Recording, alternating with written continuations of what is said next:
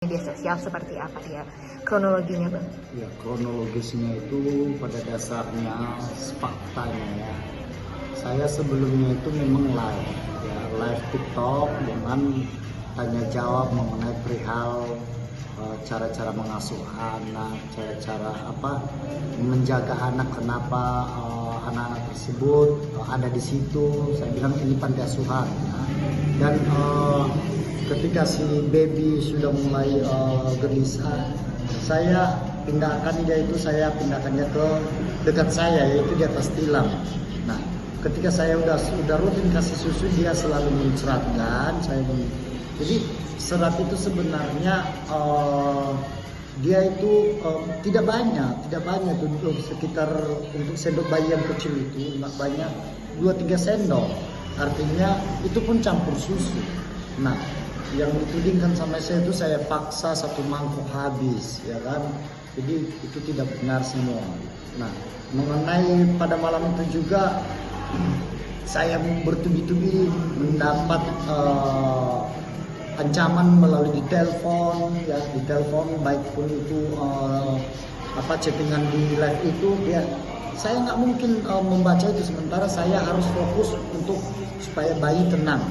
Ya, bayi tenang saat itu, dan mereka menghakimi saya. Sementara harapan saya itu ya bukan menghakimi, mengarahkan bagaimana supaya lebih membantu saya. Itulah tujuan saya untuk live itu, supaya lebih ada masukan lagi untuk pengalaman saya gitu. Bagaimanapun untuk mengasih makan anak bayi tersebut di bawah 6 bulan itu saya belum tahu karena saya masih minim yang namanya mengenai bayi, apalagi saya seorang laki-laki ya.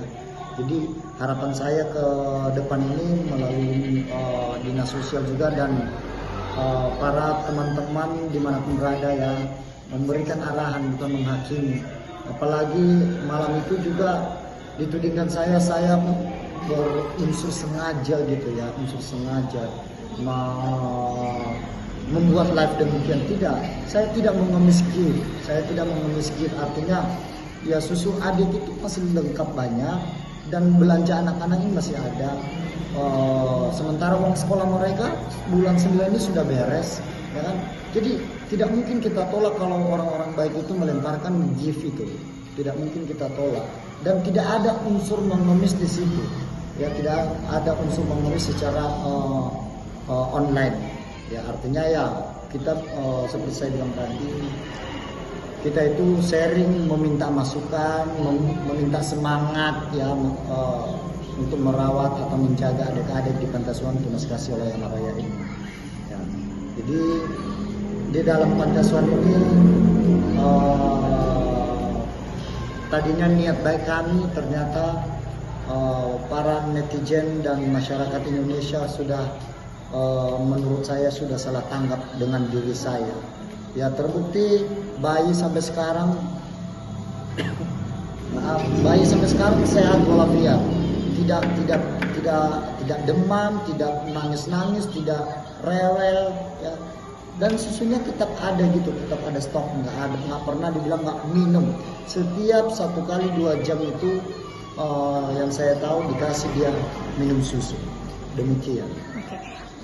Masih kita lihat ini apakah ada unsur kesengajaan atau memang ketidaktahuan. Tentunya kalau ketidaktahuan, tentunya kami melalui dinas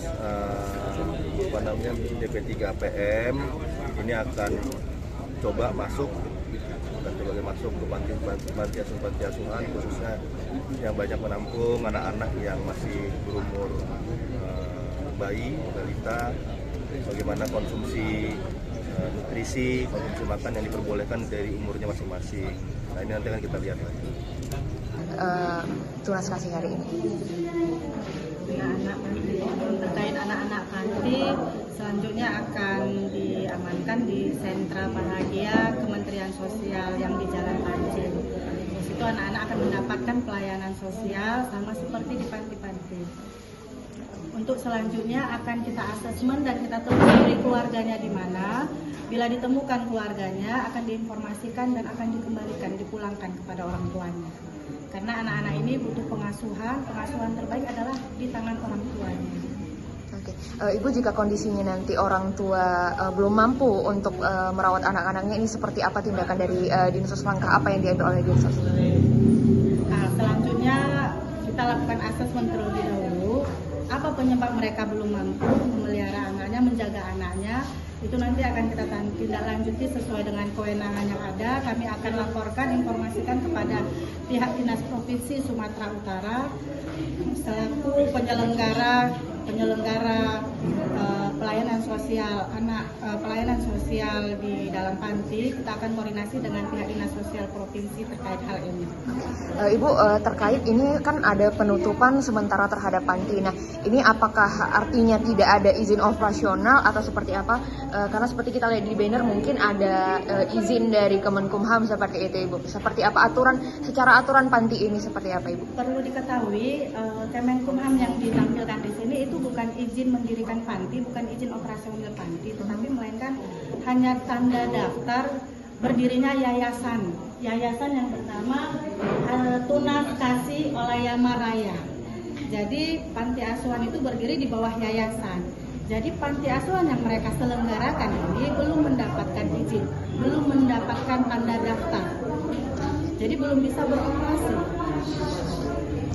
Bapak, mungkin dari forum panti sendiri ada yang ingin disampaikan Bapak terkait bagaimana tindakan yang akan diberikan dari forum panti Kota Medan sendiri seperti apa, Bapak?